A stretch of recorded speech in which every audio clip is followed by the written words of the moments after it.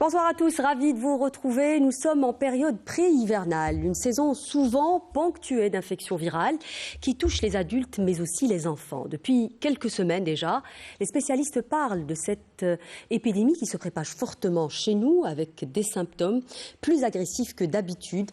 Sachez qu'il ne s'agit pas uniquement de grippe mais plutôt de plusieurs virus qui seraient en circulation et en même temps un cocktail inédit de virus respiratoires qu'on a déjà appelé à l'étranger, particulièrement en Amérique du Nord, la triple épidémie avec la grippe, le Covid-19, mais aussi le virus respiratoire syncytial. Comment appréhender cette épidémie? Quels sont les tableaux cliniques qu'on voit en consultation? Peut-on faire la différence entre les différentes infections? Enfin, quelle est aujourd'hui la place de la vaccination pour nous protéger et surtout pour éviter les complications? Voilà en gros le propos que je vous propose ce soir et pour en parler, j'ai le grand plaisir de recevoir professeur Raïsset Linda. Vous êtes pédiatre, vous êtes chef de service à l'hôpital de Tipaza. Bonsoir. Bonjour. Merci d'avoir accepté mon invitation. J'ai également le grand plaisir de recevoir le docteur Yousfi Mohamed. Vous êtes président de la Société algérienne d'infectiologie. Bonsoir. Bonsoir, merci pour l'invitation. C'est moi qui vous remercie. J'ai également l'énorme plaisir de recevoir le docteur Fawzi Darrar. Vous êtes virologue, vous êtes également DG de l'Institut Pasteur d'Algérie. Bonsoir. Bonsoir, merci pour l'invitation. C'est moi. J'ai également le grand plaisir de recevoir le professeur Nefti Salim. Vous êtes pneumologue installé à votre compte. Bonsoir. Bonsoir. Merci, messieurs, dames, d'avoir accepté mon invitation pour venir répondre à mes questions et élucider un certain nombre de questionnements que beaucoup de gens se posent actuellement avec cette épidémie qui sévit.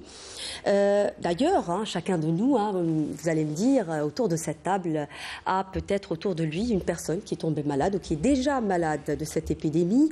En France ou encore en Amérique du Nord, on parle d'un cocktail de virus, notamment la grippe, la Covid-19, mais aussi le VRS. Est-ce que c'est transposable en Algérie, docteur Yousfi? Écoutez, les épidémies n'ont pas de frontières, surtout avec la circulation qu'il y a actuellement. Le monde étant devenu un village, on a vu ça avec le Covid.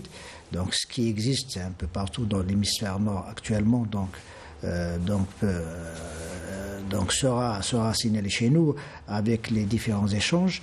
La seule problématique qu'il y a chez nous, c'est qu'il y a un problème de déficit, de manque. Vous avez parlé tout à l'heure, c'est sur le problème du laboratoire. Là j'ai à côté de moi mon ami professeur Darrar. Dès qu'on manque justement en termes de diagnostic, nous, en tant que cliniciens... On ne fait pas suffisamment de PCR. Et on ne fait pas suffisamment, on n'a pas assez, donc, que ce soit un problème donc, de virologues, de microbiologistes, d'automates, donc d'équipements, de réactifs. Effectivement, ça s'est amélioré avec la pandémie du Covid. Ça a permis donc d'acquérir un certain nombre de moyens, quand même. Que ce soit dans le cadre du public ou du privé, mais encore mais sinon, ces virus. Maintenant, il y a aussi l'autre problématique de la surveillance. On a en principe un point sentinelle par rapport à l'Institut national de santé publique. Donc, il faudra surveiller de près. Donc, vous l'avez bien dit, ces trois types donc, de virus, et il faut savoir, globalement, il n'y a pas une grande différence en termes, on en parlera peut-être tout à l'heure, en termes de symptomatologie clinique. Et elles ont c'est-à-dire le dénominateur commun, c'est les mesures barrières et la vaccination pour certains. Oui, absolument. Alors on dit que c'est inédit. Habituellement, ça se passe comment? Habituellement, les virus se succèdent, c'est-à-dire il y a un virus qui arrive et il laisse place à un autre. Pourquoi on dit que c'est inédit d'avoir un cocktail de virus comme ça en même temps? Oui, en général, il y a toujours un virus prédominant qui prend le dessus. Et parce qu'il y a une compétitivité entre les différents virus, il y en a qui regressent par rapport à d'autres. Par exemple, pendant la pandémie du Covid-19, le virus de la grippe s'est un peu estompé. Il a laissé place et ça a été très bien remarqué. Peut-être à cause des mesures barrières, parce que le fait de porter son masque empêche la diffusion des virus dans la collectivité. Mais cette fois, je pense qu'il y a une recrudescence à cause justement du recul de la Covid-19. Et donc, ces deux virus qui étaient classiques et qui étaient là sont entrés en compétition et ça fait un cocktail, comme vous l'avez dit, de virus qui sont bien sûr assez dangereux pour un certain nombre d'individus contre lesquels il faut qu'ils se prémunissent et qu'ils consultent lorsqu'ils en sont atteints. Et surtout qu'ils protègent leur environnement immédiat, surtout le milieu familial ou le milieu professionnel, pour éviter la propagation de ces virus. C'est très intéressant ce que vous dites, hein, professeur Nafti, dans la mesure où vous êtes en train de dire que c'est le gage du retour à la normale. C'est ça. Si aujourd'hui on a des virus comme ça, virulents, assez virulents comme celui de la grippe cette année, c'est que c'est la vie... c'est-à-dire c'est le retour après la pandémie, c'est ça? On revient à la période anti-Covid. Et c'est tant mieux parce que tout le monde était effrayé par la Covid-19 parce que c'était un virus réputé être très méchant et donc parfois mortel. Ça a été le cas d'ailleurs. Exactement. Mais avec les mutations, Dieu merci, la virulence s'est estampée petit à petit. Et actuellement, nous sommes tombés sur un virus qui sont comparatifs à ceux des virus classiques, celui de la grippe. Peut-être le VRS un peu moins, mais c'est un syndrome grippal, comme disait M. Yousfi. C'est des symptômes absolument classiques de grippe. Tout simplement. D'où la difficulté d'ailleurs de faire la différence entre les deux. Absolument. Et c'est ça le problème que se pose aux praticiens pour pouvoir faire la différence entre les différents virus. Oui. Professeur Dalal, vous êtes d'accord? C'est le gage du retour à la normale? Ah oui, écoutez, quand le directeur général de l'OMS avait parlé de sortie de la pandémie, il avait bien dit, à juste titre, qu'il fallait gérer cette sortie. Cette sortie est gérée parce qu'elle se fera concomitamment avec d'autres virus qui vont circuler. Et là, on se trouve en plein dedans. On a vu en Australie, on était chez nous et en hiver chez eux. C'est une des pires épidémies de grippe qu'il y a eu depuis 5 ans. Donc, après, vous avez un niveau d'exposition à ces virus qui a nettement baissé dans les 2 ans. En Europe, on a eu une année, je crois en 2021, on a eu 4 cas de grippe, ce qui n'est jamais vu dans l'histoire. Ce qui fait que chez la population, il n'y a pas eu une réponse immunitaire due au manque d'exposition. À partir de là, maintenant, on observe de plus en plus de populations sensibles. Donc le nombre de gens qui vont être infectés va être plus qu'il y était il y a 2 ans. Oui. Et c'est pour ça qu'aux États-Unis et en Europe, il y a une épidémie forte. Mais ce qui est surprenant actuellement, c'est que d'habitude, par exemple, pour le virus de la grippe, on voit des épidémies par région. Et ensuite, avant que toute la région ne soit touchée, mais cette année, tous les endroits étaient touchés en même temps, avec la même intensité. Et ça, c'est surprenant. Peut-être les études scientifiques vont le montrer. Et ce qu'on est sûr, c'est qu'on va en crescendo. Oui. Vous en avez parlé vous-même lors du lancement de la campagne de vaccination cette année. Vous avez mis en garde, d'ailleurs, les personnes porteuses de maladies chroniques, notamment, les personnes vulnérables. Mais finalement, comment on s'y prépare? Vous avez parlé d'une épidémie qui sera virulente cette année. Je parle de la grippe particulièrement. Comment on s'y prépare? Est-ce qu'on s'y prépare finalement? Il faut se préparer, parce que il faut se rappeler. C'est demain, le début de l'année, parce que vous avez parlé de la fin décembre, excusez-moi de vous couper. Vous avez parlé de la fin de l'année. C'est demain, la fin de l'année. Et on oublie souvent de dire que le virus de la grippe tue. Nous avons plus de 650 000, mais on sait que c'est plus de décès par an. C'est-à-dire qu'on a chaque 4 ans une pandémie pratiquement de Covid-19. 5 millions de formes graves. Bien sûr, 5 millions de formes graves. Et vous allez voir qu'à la fin de l'année, de cette saison, c'est-à-dire en 2023, vous allez voir que cette saison a eu plus de mortalité que les saisons précédentes en termes de morbidité et de mortalité, parce que, on l'a dit tout à l'heure, il y a plus de populations sensibles. Et donc, il faut faire très très attention à ça. Et la meilleure façon de se préparer, il faut donner l'exemple. L'exemple, c'est le personnel de santé. Enfin, il faut comprendre. Vous ne pouvez pas demander une adhésion de la population si la population médicale qui est censée donner l'exemple ne donne pas l'exemple. Il faut que on est tous concernés, qu'on donne l'exemple en matière de vaccination, parce que dans tous les pays qui ont réussi en termes de vaccination et de stratégie de vaccination, c'est le taux de couverture, c'est la population sanitaire. Mais l'adhésion est là. C'est ce que vous disiez, de toute façon, l'adhésion est là. Cette année, il y a beaucoup de gens qui se font vacciner contre la grippe. Toujours peu en termes de période de santé. Nous n'avons pas, à ma connaissance, encore observé, comme on l'a souhaité, des campagnes chez les médecins dans les hôpitaux. Non, je parle de la population générale. Je ne parle pas uniquement des professionnels de la santé. Moi, personnellement, quand je suis dehors, je discute avec des gens que je rencontre, ils me disent, écoutez, pourquoi les médecins ne commencent pas par eux? C'est une question qui revient souvent. Et ça a pris de l'ampleur.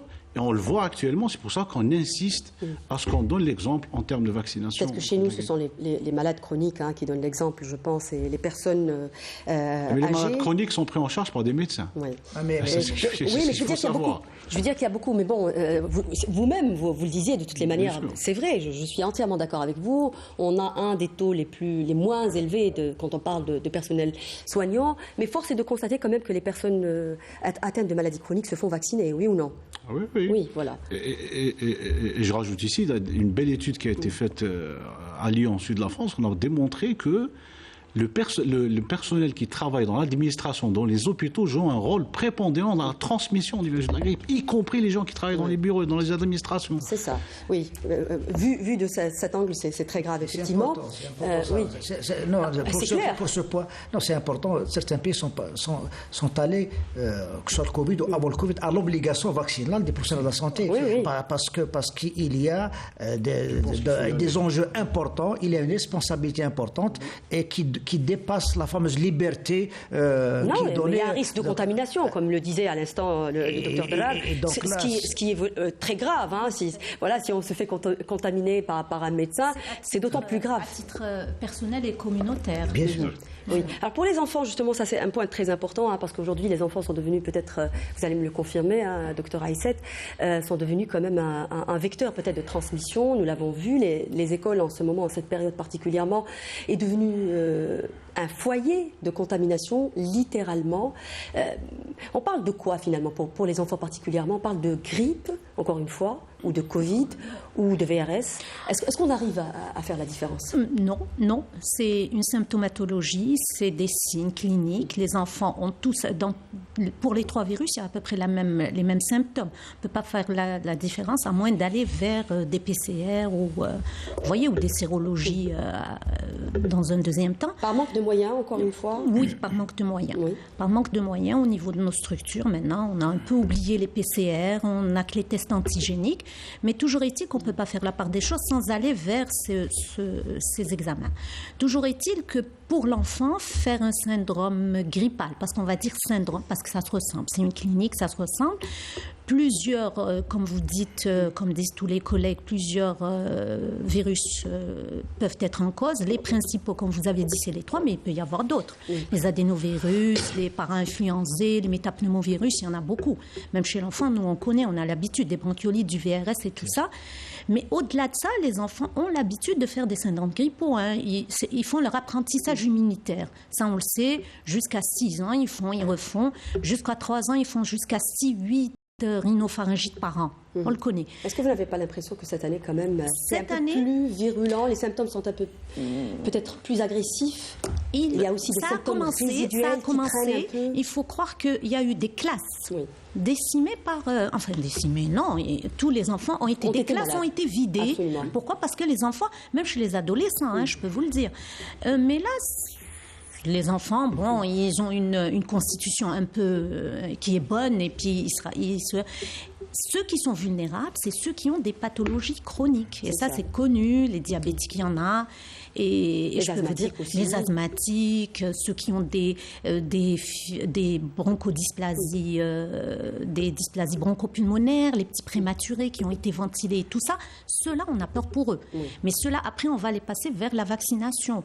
Mais au-delà de 6 mois, avant 6 mois, il faudrait qu'ils soient protégés par leur environnement, par leurs parents, vous voyez. Donc, il y a plusieurs choses. Mais les symptômes chez les enfants, étant donné qu'il y a une bonne constitution, ils sont bien, ils font des syndromes grippaux, ils restent à la maison. La thérapeutique arrive à les guérir, plus ou moins. À les guérir, oui. Voilà. On va y revenir justement sur les tableaux cliniques et peut-être les traitements. Je vais vous inviter, messieurs, dames, à regarder un reportage justement qui revient sur cette épidémie qui sévit actuellement. Ça se passe au niveau de l'EHS de Bouzaria. Regardez. C'est le retour du froid et la grippe saisonnière qui n'épargne personne. Fatigue intense, maux de tête, fièvre et toux soudaine. Tous ces symptômes se sont manifestés depuis plus de 3 jours chez Morad. Difficile de distinguer entre Covid-19 et grippe saisonnière. Il se dirige vers le médecin pour en avoir le cœur net et comprendre de quoi il s'agit. La grippe, c'est une maladie qui touche les voies respiratoires hautes et basses. Elle est causée par un virus, c'est le virus de la grippe. 80% des formes, c'est des des formes qui sont simples. Des fois, il y a des complications. Il n'y a pas une grande différence entre la Covid-19 et la grippe saisonnière. La Covid-19, généralement, pour la forme respiratoire, elle se manifeste par un syndrome grippal. Donc, c'est pratiquement la même chose. Le seul moyen pour faire la différence, c'est de tester, c'est de faire le test antigénique pour faire la part des choses. Les tests, ils sont disponibles chez nous, ils sont gratuits. La vaccination qui demeure l'un des meilleurs moyens de prévention contre la grippe saisonnière selon les médecins, surtout pour les personnes âgées, reste une démarche envisageable chez certains, tandis que d'autres optent pour une alimentation saine. Mon mari, qui est cardiaque, il est âgé de 70 ans et chaque année, il se fait vacciner de la grippe saisonnière. Cette année, bien sûr, il s'est vacciné, mais quand même, il était très très vulnérable et était très très malade. Il a eu une très très grosse bronchite qui l'a conduit à une légère décompensation cardiaque. Mais, alhamdoulilah, après 15 jours de traitement, il s'en est sorti. Et je ne sais pas, c'est peut-être dû au vaccin. Je ne me suis jamais fait vacciner pour les grippes saisonnières. Je prends beaucoup des aliments qui sont des antibiotiques naturels, comme l'ail, le citron, le curcuma, l'huile d'olive aussi. Ça développe le système immunitaire. Le virus de la grippe, il provoque un pourcentage très important, notamment de formes compliquées de grippe, notamment chez les personnes âgées et chez les personnes atteintes de maladies chroniques, parce que ça provoque des déséquilibres dans la maladie déjà existante, et donc ça provoque des complications qui peuvent être mortelles. Le seul moyen de se protéger contre la grippe, c'est la vaccination. La vaccination concerne toute personne âgée de plus de 65 ans, atteinte de maladies chroniques, notamment respiratoires, cardiopathes, les asthmatiques. En plus des mesures barrières, la maladie de la grippe n'a pas de traitement comme toutes les maladies virales. Donc c'est un vaccin qui est sûr, qu'il n'y a pas d'effet secondaire majeur à signaler. Donc pour la population, et on invite la population à se faire vacciner. En Algérie, on commence la vaccination généralement la période vers la mi-octobre, vers le 15 octobre. Les vaccins sont disponibles. Les médecins recommandent de se faire vacciner 2 à 3 semaines avant la période hivernale pour laisser le temps aux anticorps protecteurs de se former, d'autant plus qu'ils déconseillent de se faire vacciner en ayant la grippe. Les campagnes de sensibilisation, quant à eux, jouent un rôle important dans la prévention contre la grippe saisonnière, une maladie prise à la légère dans la majorité des cas, mais qui peut être mortelle en cas de négligence. Voilà, donc c'est un reportage signé Majda Dahmoun. On a vu un peu comment ça se passe au niveau d'une infrastructure de proximité aux Anasser.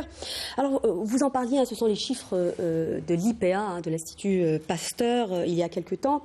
Les maladies respiratoires représentent entre le mois d'octobre et novembre, représentaient quelque chose comme 15%, mais on s'attend à ce que ça représente quelque chose comme les 95% d'ici la fin de l'année. Quelle est la situation aujourd'hui concrètement au niveau des hôpitaux, docteur Yousfi? Non, concrètement, ça a été dit par nos collègues. Donc, cette recrudescence, d'abord, elle se situe d'abord au niveau des structures de santé, des polycliniques, des centres de santé, et éventuellement au niveau des urgences des hôpitaux. Parce que nous, on intervient en tant qu'hospitalier, c'est essentiellement pour les formes graves, donc les formes compliquées qui sont éventuellement hospitalisées. Est-ce qu'il y a des hospitalisations, justement? Est-ce qu'on devrait craindre qu'il y ait des décès, par exemple? Actuellement, il n'y a pas quelque chose, j'allais dire, d'alarmant ou d'inquiétant. Je rappelle que l'instruction concernant donc la prise en charge de la grippe grave est à chaque année donc reconduite, c'est-à-dire pour réserver des lits dans chaque service pour ces formes graves. Mais sinon, il n'y a pas quelque chose de particulier, surtout ces jours-ci. Mais je reviens à ce que disait le professeur Dallas tout à l'heure, il ne faut pas oublier que la grippe a pratiquement disparu donc pendant plus de 2 ans.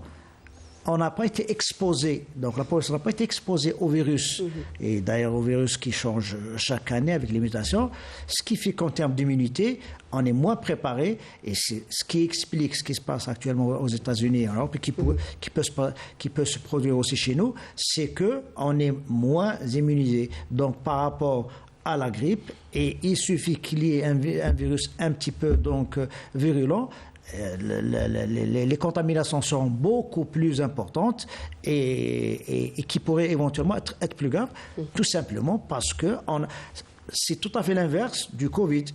Le Covid, au début, rappelez-vous, c'était la même chose. Au début, on était vierge par rapport au Covid et donc avec les premières souches, avec toutes j'allais dire, les dégâts qu'on a eus. Et progressivement... On s'y prépare maintenant, docteur Youssi. Vous dites qu'aujourd'hui, on sait que c'est plutôt calme, mais on sait que ça va aller crescendo justement d'ici la fin décembre.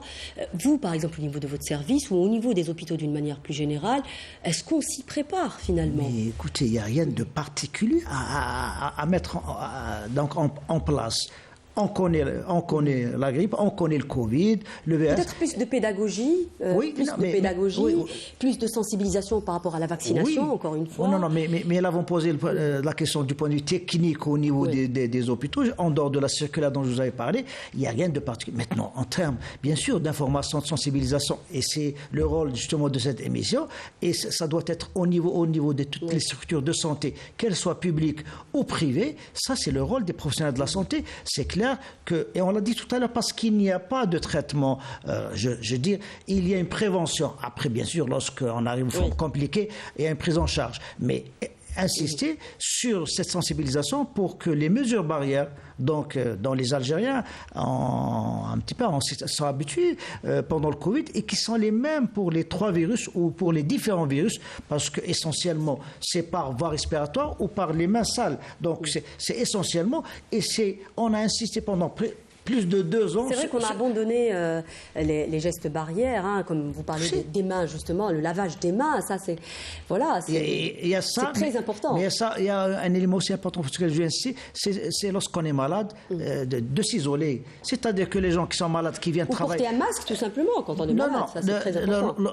Lorsqu'on est malade, il faut qu'on s'isole pendant une certaine période, et particulièrement parmi les professionnels de la santé. Donc, on en parlait tout à l'heure. Il faut impérativement que ces mesures barrières et ces mesures d'éviction, d'isolement, ça va faciliter le travail aux professionnels de la santé et surtout, ça va diminuer nettement la propagation.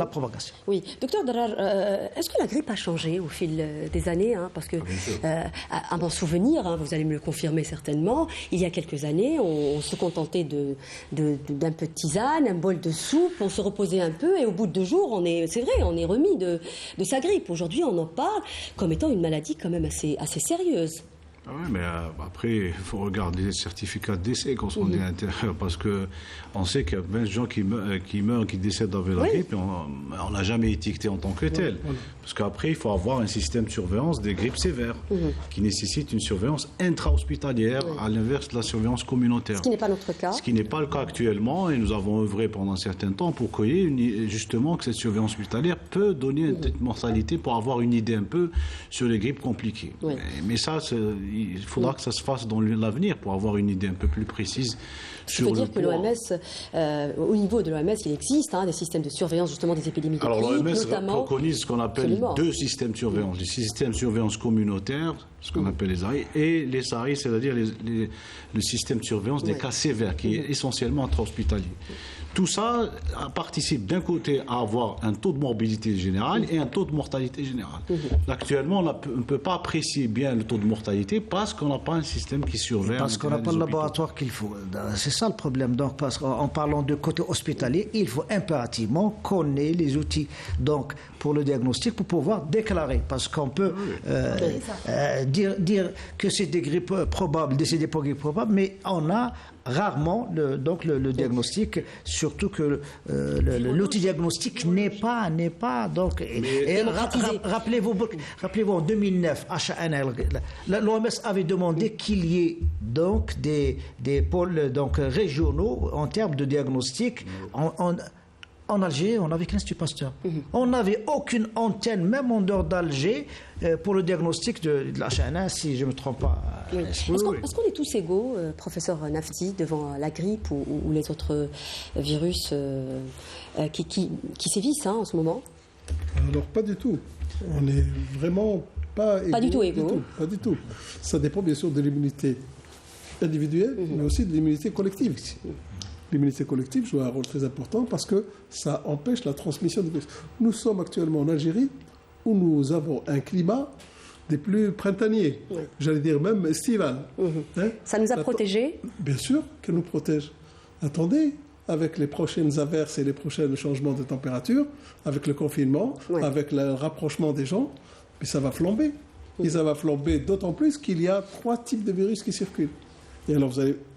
Peut-être qu'on n'aura pas des catastrophes, je ne le souhaite pas, mais enfin, il faut se préparer. Vous avez bien posé la question. Il faut se préparer dès maintenant. Il ne faut pas attendre que la vague de sujets âgés arrive pour faire face, parce que ce sera trop tard.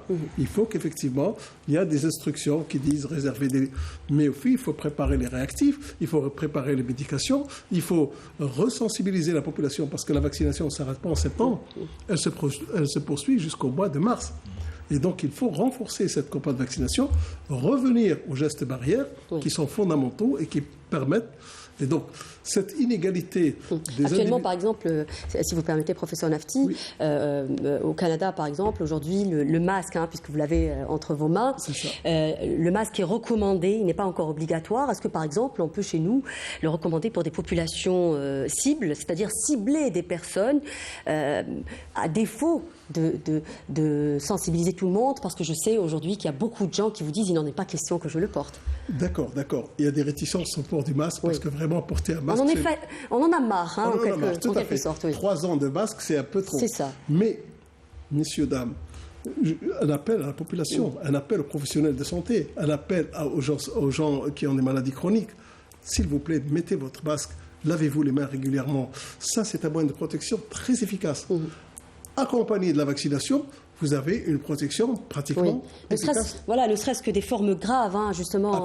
Absolument. Alors, on a vu tout à l'heure, justement, dans le reportage, professeur Aïssette, des personnes interviewées qui parlaient justement du fait d'adopter une certaine alimentation ou certaines, j'ai envie de dire, réflexes de vie saine. Est-ce que c'est vrai que cela pourrait nous protéger ou protéger nos enfants ? Par exemple, à l'arrivée de l'hiver, leur donner, par exemple, des vitamines, leur faire le plein de vitamines, est-ce que cela pourrait protéger nos enfants ? Ça nous a fait sourire. Ça nous a fait sourire quand ça a été dit, oui, parce que ça ne peut pas faire de mal. Ça ne peut pas faire de mal. Ça ne peut pas booster notre immunité ? Si, l'alimentation, notre hygiène alimentaire participe à beaucoup de choses. Elle nous prémunit contre beaucoup de maladies, c'est clair. Ça, on ne peut pas revenir là-dessus. Mais après... Contre les virus, il faut faire un Pour les vitamines, par exemple ? Pour les vitamines, on peut faire un plein, du moins pour les enfants, c'est-à-dire qu'ils ont leur arsenal vitaminique quand ils sont en bonne santé. De la vitamine C, par exemple ? De la vitamine C quand on est malade. Quand l'enfant est malade, on lui donne de la vitamine C. En prophylactique, en préventif, non ? C'est pas recommandé ? Non. Chez les enfants, non. C'est des individus qui ont une bonne constitution, ils ne sont pas en manque. Maintenant, quand ils seront malades, obligatoirement, on va leur donner des antipyrétiques et de la vitamine C, obligatoirement, pour les syndromes grippaux. Je voudrais seulement dire que la grippe, le syndrome grippal, après il y a le virus de la grippe est plus méchante qu'un syndrome grippal. Syndrome grippal, c'est autre virus, c'est le rhinovirus, c'est l'adénovirus. C'est juste un éternuement. Voilà. Alors que la grippe, c'est les virus de la grippe, le A, le B, les virus influenzés A, B, C. Surtout A et B, disons. Mais toujours est-il que la grippe est un peu plus méchante par rapport au syndrome grippal qui peut être dû aux autres virus. Et la grippe, c'est elle qui est méchante et qui donne beaucoup de symptômes. Cette année, elle a été particulièrement méchante. Voilà. Donc, c'est la grippe cette année. C'est les autres virus, c'est le SARS-CoV-2, le Covid, c'est le VRS. Le Covid particulièrement, si vous permettez, professeur Aïssette, peut-être le Covid particulièrement, parce qu'on a vu aussi des tableaux cliniques où on a vu beaucoup de symptômes digestifs. Ça, c'est ça. Même dans la grippe, il y a de la diarrhée. D'accord. Le trouble du transit, la diarrhée dans le syndrome grippal et surtout dans la grippe. D'accord. Voilà. Mais nous, ce qui nous inquiète en tant que pédiatre, c'est surtout la bronchiolite qui va arriver. Oui. Et c'est celle-là, elle est due au VRS et peut-être à d'autres virus. Ça touche les enfants de moins de 2 ans. De moins de 2 ans. Oui. Et ça peut être dramatique parce que c'est surtout une épidémie au temps T. Et tous les services de pédiatrie vont être dépassés, submergés. Il n'y aura pas de place. Et là, il faudra gérer les hospitalisations. l'alimentation. Et je peux vous dire que... On est prêt pour ça, professeur Aïssette? On essaie de se préparer. Ce n'est pas évident, pour tous les services, parce que même si vous voyez, comme vous disiez tout à l'heure, Canada, France et tout, ils sont saturés déjà. Chez eux, c'est l'alerte, voilà. Il faut le dire. Ça fait quelques semaines qu'ils sont en alerte. Chez nous, ce n'est pas le cas. On a des bronchiolites, on les voit, il y en a beaucoup, ils consultent, on les hospitalise, mais je pense que le plus gros va arriver, comme vous disiez tout à l'heure, comme les confrères le disaient, ça va arriver au-delà du 15 et la fin décembre. Pour revenir juste à ma question, professeur Aïssette, je vous ai posé la question particulièrement sur l'alimentation ou les gestes qu'on peut avoir d'une vie saine, tout simplement, parce que souvent, on voit, par exemple, dans la même fratrie, deux enfants qui tombent malades du même virus, parce que généralement, l'un contamine absolument, l'un contamine l'autre, mais ce n'est pas les mêmes symptômes. On voit quelqu'un qui tombe particulièrement très malade et l'autre pas, par exemple. Vous savez, comme disait tout à l'heure professeur Nafti, on n'est pas tous égaux vis-à-vis d'un germe. On n'a pas tous la même immunité. Peut-être de la même fratrie. Je parle de la même fratrie. Oui, l'un peut être plus susceptible que l'autre. Ça arrive, c'est ça. On ne connaît pas son immunité, à moins d'aller la tester, d'aller voir. Et puis, c'est pas évident d'aller voir. On est sûr qu'on n'est pas tous égaux vis-à-vis des virus et de tous les microbes, d'ailleurs. Et donc, il y a des fratries. Il y en a un qui fait plus que l'autre. Il y en a un qui est plus contaminé. En général, c'est le premier qui a une petite forme. Il passe au deuxième et au troisième. Et là, le virus se corse un peu. Ou alors, au contraire, il est un peu plus faible. Il s'affaiblit. Ça dépend. Et puis, ça dépend de l'immunité. Donc, finalement... Mais ce que je voulais dire, c'est que l'alimentation participe. Il faut être sûr que l'enfant, le matin, il faut qu'il prenne un bon petit déjeuner avant d'aller à l'école. Donc, il sera bien pour rencontrer... Et c'est clair que les virus ne pourront pas l'atteindre. Il sera bien, il aura de la vitamine C, parce que vous voyez, la vitamine C vient dans le bol alimentaire. Elle vient dans tout ça. Et donc, automatiquement, l'enfant... Docteur Nafti, quels sont les tableaux cliniques aujourd'hui que vous voyez en consultation? On a compris qu'on n'arrive pas finalement vraiment à faire la différence entre Covid ou grippe, mais est-ce qu'on peut rappeler les symptômes aujourd'hui? Les symptômes qui sont... donc il n'y a rien de particulier, de nouveau. Le fameux syndrome grippal, donc avec la personne qui a de la fièvre, lorsque c'est de la grippe, c'est une forte fièvre qui peut durer plusieurs jours, et c'est le cas aussi du Covid. C'est la toux, c'est les maux de tête, c'est les éternuements, c'est les irritations. Donc, et c'est essentiellement, on va dire, des infections des voies respiratoires supérieures. Donc, généralement, lorsque ça descend, et surtout chez certaines personnes, là, on va beaucoup plus vers la surinfection. Mais c'est essentiellement ces signes-là. Et parfois avec des signes digestifs. Tout à l'heure, on en a parlé. Absolument. Les signes digestifs existent aussi dans la grippe. Dans la grippe, oui, dans d'accord. La grippe, pas forcément chez l'enfant, même chez l'adulte. Donc, ça peut exister. Ça existe. C'est pour ça qu'on a dit tout à l'heure, avec le Covid, grippe et Covid, c'est pratiquement... C'est presque identique, les finalement. Premières, j'allais dire, les premières souches, l'histoire de l'anosmie, de l'anosmie, donc, mais avec l'Omicron, et les derniers sous-variants, donc c'est pratiquement les mêmes symptômes. Donc c'est essentiellement les symptômes que connaissent les Algériens. Maintenant, pour rebondir sur ce que disait le monsieur, effectivement, il faut, lorsqu'on mange bien, mais c'est pas suffisant. Mais c'est pas suffisant. Ça permet d'être... Est-ce que ça protège quand même des formes graves, on va dire? Oui, j'ai dit c'est pas suffisant.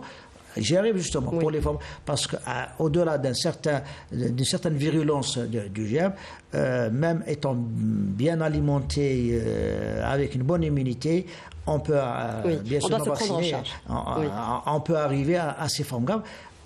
Et pour cela qu'on évite. Le professeur Nafti tout à l'heure parlait de préparation. Là, à mon avis, la préparation la plus importante, c'est cette information, cette sensibilisation, qu'il y ait de la prévention avant qu'on soit submergé. On a vu avec le Covid, ailleurs ou chez nous, parce qu'après, lorsqu'on arrive à la saturation du système de santé, il faut qu'on agisse en amont. Et on agisse en amont pour éviter les infections. C'est pas pour parce que si on n'agit pas en amont, on n'évite pas les infections, ils vont encombrer les urgences et là, avec les risques de saturation du système de santé. Oui. Professeur Nafti, j'ai envie de revenir avec vous à peu près sur la même question, sur les tableaux cliniques que vous voyez, parce que vous êtes en libéral. J'imagine aussi que vous voyez beaucoup de gens. Il y a beaucoup de gens qui vont vers le privé en ce moment. Est-ce que vous ne pensez pas que cette année, les symptômes sont un peu plus virulents peut-être que d'habitude? Alors on a vu aussi chez l'enfant particulièrement des symptômes résiduels, des enfants qui ont développé des formes d'asthme carrément. Absolument, absolument.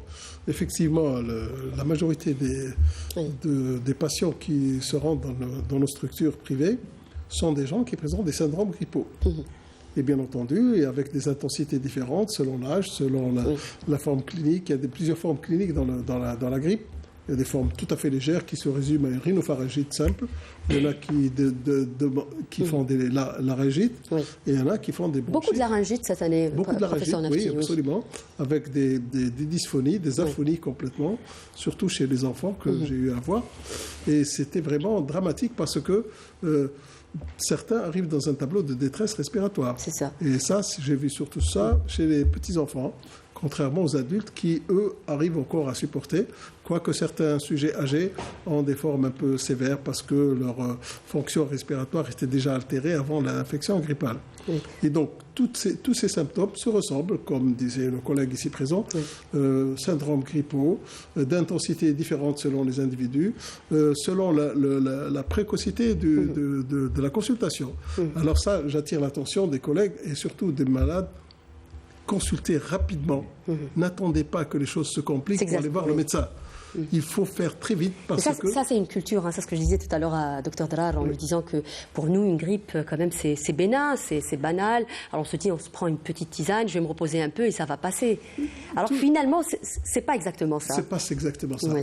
Vous avez le droit de prendre votre tisane, de prendre votre citron, votre miel, tout ce que vous voulez, mais s'il vous plaît, allez consulter. Oui. Allez consulter, parce que là, le médecin fera le diagnostic exact et surtout appréciera le degré de sévérité. Et c'est en fonction du degré de sévérité que les malades sont soignés, soit à la maison, soit hospitalisés.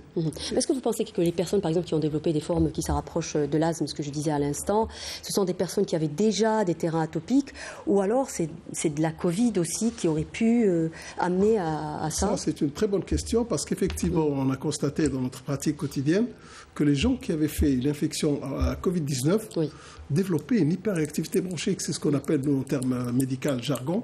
C'est-à-dire que leurs bronches deviennent plus sensibles qu'auparavant. Et donc, ils ont des formes pseudo-asthmatiformes. Est-ce que c'est de l'asthme? Est-ce que c'est pas de l'asthme?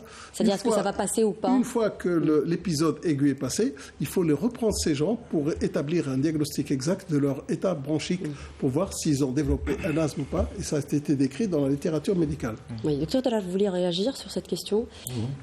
Oui, alors je vais vous poser une question pédagogique pour les gens qui nous regardent. À quel moment on est le plus contagieux finalement, justement pour rester un peu dans la sensibilisation? À quel moment? Au pic des symptômes ou peut-être avant? Non, la particularité de la grippe, c'est que vous pouvez être contaminant en période d'incubation. Même quand on n'a pas de symptômes. C'est pour ça qu'il faut se présenter vite à la consultation, parce que déjà vous avez un retard de la période où vous n'êtes pas symptomatique. Donc il y a une période des fois ça peut arriver à 3 jours, vous n'avez pas de signes. Ensuite vous avez un pic qui correspond à l'augmentation de l'excrétion virale du virus et vous arrivez à un pic à 72 heures.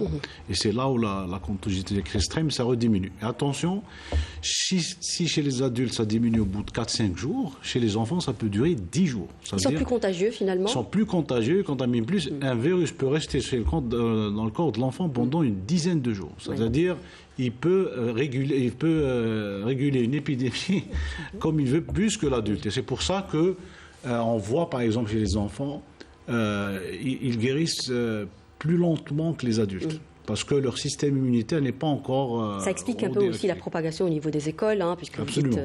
Oui, et c'est là peut-être, professeur Aïssat, qu'il faudrait agir pour revenir encore une fois sur les gestes barrières. Aujourd'hui, la sensibilisation peut se faire au niveau des collectivités aussi, insister sur ce point. Oui, la prévention.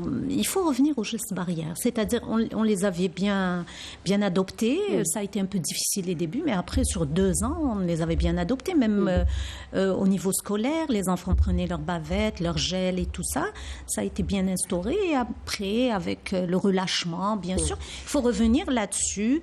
Mais c'est-à-dire qu'un syndrome grippal peut être banal au début. L'enfant est malade, on peut lui donner des antipyrétiques, l'emmener chez le médecin, le diagnostic est fait. Ou alors quand ça, même si maintenant les parents gèrent bien à domicile, à moins que ça ne se complique, à moins que ce soit l'enfant très jeune. Mais si ça ne se complique pas, l'antipyrétique, le repos, l'éviction scolaire peut-être, l'enfant reste à la maison. Ça c'est très important justement. Mais après, au-delà de 72 heures, pardon, excusez-moi, au-delà de 72 heures, si ça persiste, là, il faudra consulter et voir au-delà de 72 heures. Sinon, avant, ça peut être banal si l'enfant a une bonne constitution. Mais rappelez, là, vous venez de passer sur un point très important, justement, c'est celui de garder peut-être son enfant lorsqu'il est malade.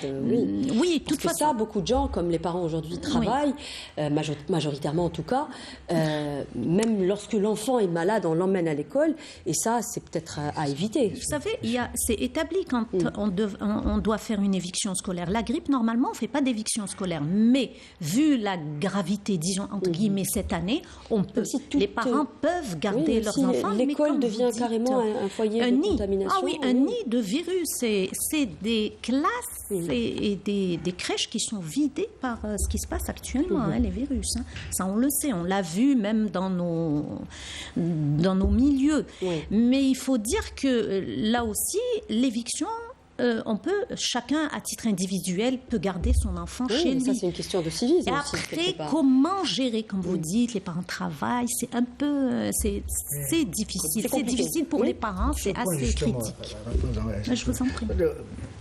On ne fait pas assez en termes de prévention. C'est ça notre problème. D'une manière générale, pas forcément pour la grippe. Donc, on n'investit pas beaucoup dans la prévention en termes d'information, de sensibilisation. Et, on va directement à la prise en charge, on va directement aux structures sanitaires. Mais en amont, ce qui fait les pays qui ont un bon système de santé et qui nous ont devancés à l'image des pays nordiques. C'est la prévention. C'est la prévention. Et particulièrement, on est dans une infection virale et il ne faudra pas qu'on revoie la catastrophe qu'on avait au Covid avec les prescriptions largement des antibiotiques. Là, il n'y a rien, il y a très peu de choses à faire, mais la prévention prend toute sa dimension dans les infections virales. Justement, il faut rappeler que la prévention n'est pas uniquement l'apanage des personnes saines, mais aussi les personnes malades qui devraient porter un masque justement quand on est malade pour ne pas contaminer les autres. Ce que j'ai dit tout à l'heure, justement, ce qu'avait dit le professeur Nafti, ces mesures barrières, c'est essentiellement et d'abord chez ces catégories donc fragiles qui sont les sujets âgés, les malades chroniques, les enfants donc éventuellement avec maladies chroniques ou déprimés, les professionnels de la santé. C'est ceux-là qui devraient non seulement donc sont concernés, donner donc l'exemple pour donner l'exemple. Je parle des professionnels de la santé, mais pour les autres pour se prémunir. Et on a eu ça pendant 2 ans. Les gens ont commencé. Mais pourquoi les Asiatiques ont eu cette très culture, mal vu, cette culture absolument. En Asie, c'est très mal vu lorsqu'on éternue et qu'on ne porte pas son masque. Bien avant le Covid, jusqu'à maintenant, dès qu'il y a un regroupement, dès qu'il y a un moyen de transport, les gens sont avec leur masque. Alors, insistant, moi, en tant qu'infectiologue, j'insiste d'abord sur la prévention. Parce qu'après, prendre en charge donc, les malades, on peut le faire, mais avec les dégâts qu'on a. Absolument. Agir en amont, il n'y a pas mieux. Et justement, pour agir en amont, il y a la vaccination. Docteur Drar, 2,5 millions de doses cette année. C'est suffisant ? Si on regarde le nombre à vacciner, non. Mais si on regarde d'où on est venu, oui, parce qu'on est venu d'une quantité très négligeable, on commence à rentrer dans les calculs. C'est compliqué d'avoir un peu plus ou alors ça suffit finalement. C'est pour ça qu'on parlait tout à l'heure de l'adhésion. C'est très important qu'on ait une politique d'adhésion d'abord pour que les puissent suivre. La logistique sera là. On a vu dans le vaccin Covid, on a pu ramener le nombre de doses qu'on voulait. Mais à ce moment, est-ce que la population va adhérer ? Il ne faut pas jeter aussi l'argent du Trésor. Et donc, il faut comme on a dit, sur un plan préventif, être plus agressif que ça. Il faut savoir qu'une des particularités de la grippe, c'est une maladie qui a des dommages collatéraux énormes. Uniquement les diabétiques. Oui. Tous les diabétiques en souffrent. En hiver, on entendait la dernière fois sur une conférence, les complications. Il y a une décompensation des malades, les exacerbations des bronchopneumopathies. Le professeur Nafti peut vous en parler. La dernière fois, une conférence du professeur Nibouche qui parlait des infarctus du myocarde au mois de janvier qui étaient dus par des gens qui avaient contracté la grippe. Oui. Toutes ces maladies-là peuvent être prévenues par une vaccination efficace pour permettre d'abord une stabilisation thérapeutique pour les gens qui prennent du traitement pour les diabétiques et pour les gens qui ont des insuffisances cardiaques qui puissent être stabilisés aussi. Et donc, ça a des effets qu'on ne peut pas mesurer pour la vaccination de grippe. C'est pour ça qu'il faudrait qu'on retourne dans les b.a.-ba de la prévention. Le personnel de santé d'abord pour donner l'exemple en termes de stratégie de vaccination, mais aussi il faut aller bien au-delà. Parce que si on veut vacciner par exemple les diabétiques, vous avez 3 millions de doses que pour les diabétiques. Est-ce qu'on les épuise, justement, pour rester dans la même logique? Est-ce qu'on les épuise, les 2,5 millions, ou alors finalement les gens... Cette année, je peux vous dire c'est ça la question qu'il faut se poser. Si cette on les année, épuise, aucune dose ne reste à l'Institut Pasteur. C'est une satisfaction parce que... C'est une première oui, c'est une première. Et je me réjouis de la vaccination chez les pharmaciens aussi, qui a joué un rôle dans la couverture. Parce qu'il y a beaucoup de gens qui ne partent pas au secteur sanitaire. La proximité est importante. Et ils partent aux pharmaciens. Moi, j'ai des retours des pharmaciens et les gens font la queue.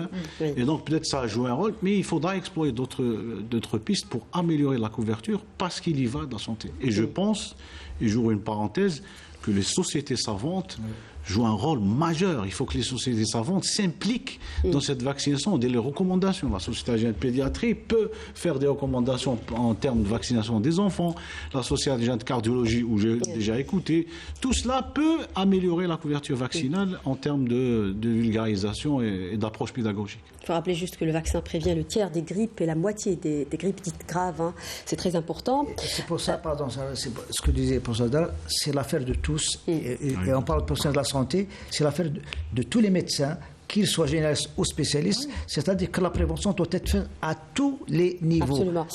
Professeur Nafti, qui est concerné par le vaccin? Alors, docteur Drar, on a touché un mot comme ça brièvement, puisqu'il a parlé des maladies chroniques, mais faut-il le rappeler, qui est concerné aujourd'hui par ce vaccin? Alors, quelles sont les personnes que l'on doit cibler en priorité? La catégorie de personnes à vacciner est connue depuis de longues dates et ceux-là doivent normalement, obligatoirement faire leur vaccin à chaque année, chaque automne. Maintenant, peut-on l'étendre à la population générale? Oui. Une petite expérience dans un village du Texas aux États-Unis, avec 8000 habitants, on vaccinait toute la population des 0 à 99 ans. Les caisses de sécurité sociale, à ce moment-là, ont fait un bénéfice de 8 milliards de dollars sur une population de 800 000 personnes. Je me gourde dans les chiffres. Oui. Vous ne connaissez pas les conséquences économiques. Ça a réduit la circulation du virus considérablement. Mais le gain, le bénéfice qu'on a de la vaccination, c'est qu'en vaccinant le plus de personnes, les caisses de sécurité sociale s'en sortent maintenant avec les prescriptions. Il y a des milliers de certificats d'ordonnance qui sont délivrés avec mono, double, triple antibiothérapie, corticoïdes, antitussifs, anti-inflammatoires, antipyrétiques, etc. Mais ça, c'est une saignée considérable des caisses de sécurité sociale. Alors que si un vaccin coûte 1000 dinars, l'État gagne en face 10 000 dinars. En arrêt de travail, en soins, en hospitalisation, je ne parle pas des décès, parce que là, le prix est... Absolument. Est-ce qu'on peut revenir juste sur la question, professeur Nafti? C'est très important. Rappelez qui est concerné par le vaccin. Alors, c'est d'abord les sujets âgés. Âgés, c'est à partir de 65 ans. On est âgé à partir de 65 ans. Obligation est faite à ces gens de se faire vacciner. Vous avez dit les maladies chroniques. Alors le monsieur qui parlait de l'ail, il devrait se faire vacciner, c'est ça? Il doit commencer à se vacciner, qu'il prenne son ail. Moi, j'ai rien contre l'ail ni contre le miel, mais qu'il se fasse vacciner, s'il vous plaît, vaccinez-vous. Vous avez les maladies chroniques. Ce sont toutes les maladies respiratoires chroniques, de l'asthme, de la BPCO, etc. Vous avez le diabétique, l'hypertendu, le coronarien, etc., l'insuffisance rénale. Tout cela doit se faire vacciner. La femme enceinte. La femme enceinte, et Dieu sait combien de femmes enceintes en Algérie chaque année. Pardon, j'ouvre juste une parenthèse, est-ce que la famille, justement, des personnes atteintes de maladies chroniques devrait aussi se faire vacciner? Par exemple, si on a un malade chronique à la maison. C'est une très bonne question, effectivement, parce que en vous protégeant vous-même, vous protégez votre entourage. Alors, quand vous avez un sujet âgé, un vieillard qui est malade, qui a une maladie chronique... Voilà. Ayez l'attention de vous faire vacciner. S'il vous plaît, vaccinez-vous, parce que vous le protégez. Ceux qui ont des enfants, et parce que les petits-enfants viennent chez les papis, et les papis les caressent et les embrassent. Alors la transmission est directe chez ces vieux. Alors vous les contaminez. Alors vaccinez les petits de moins de 5 ans, parce que vous allez faire tirer un bénéfice dans le milieu, au moins dans le milieu familial. Vous avez bien sûr toutes les associations, les collectivités, comme disait mon ami Yousfi. Vous savez que dans les pays nordiques, si vous êtes un professionnel de santé, vous ne pouvez pas accéder à l'hôpital, à la structure de santé, si vous n'avez pas le vaccin. Ça, c'est des règles que l'on doit faire respecter. Une obligation. Alors, quand j'ai fait, avec M. Derard, des enquêtes chez la population de médecins, j'ai trouvé que moins de 10% des médecins se faisaient vacciner. Moins de 10%. C'est très peu. Est-ce qu'il y a d'autres corps de métiers aussi qu'on devrait penser à faire vacciner aussi Docteur Derard, par exemple, les gens qui voyagent beaucoup, parce qu'aujourd'hui, ce sont des souches aussi qu'on ramène d'autres pays. Par exemple, les navigants, les personnes qui travaillent dans des tours opérateurs, les personnes appelées à circuler. Bien sûr, comme a dit le professeur Nafti, il faut prendre partie du principe que tout le monde peut être vacciné. Bien sûr, il y a une priorisation dans l'Indéra parce qu'ils payent le plus lourd tribut, mais la vaccination, tout le monde peut être vacciné dans des situations particulières aussi. Il n'y a pas de contre-indication. Il n'y a aucune contre-indication à vacciner contre la grippe. Donc il faut en profiter. C'est l'exemple du Japon.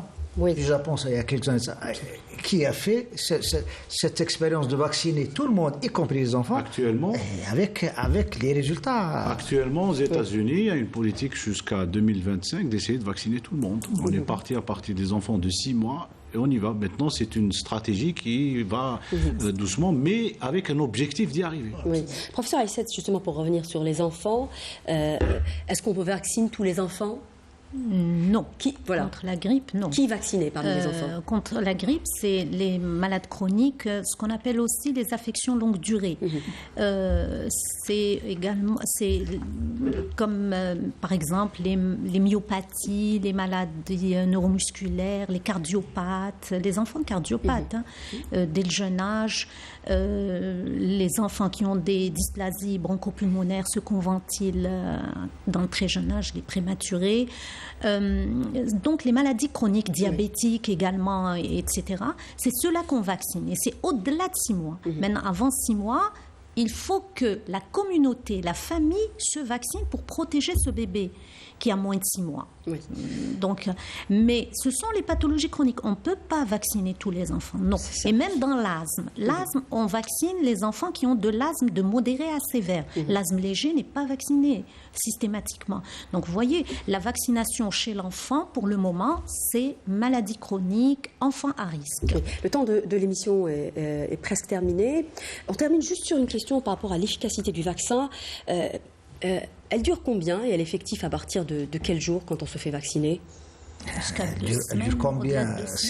C'est une vaccination annuelle pour la simple raison qu'à chaque fois, il y a des mutations.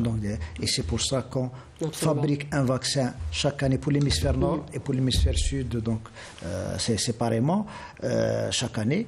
Et à partir de septembre, c'est pour cela qu'il n'y a pas de vaccin qui durait 2 ou 3 ans comme d'autres vaccins. Deuxièmement, comme tous les vaccins, pour que le vaccin soit efficace, c'est un minimum de 10 jours, donc 10 à 15 jours, pour qu'on puisse avoir les anticorps nécessaires pour le...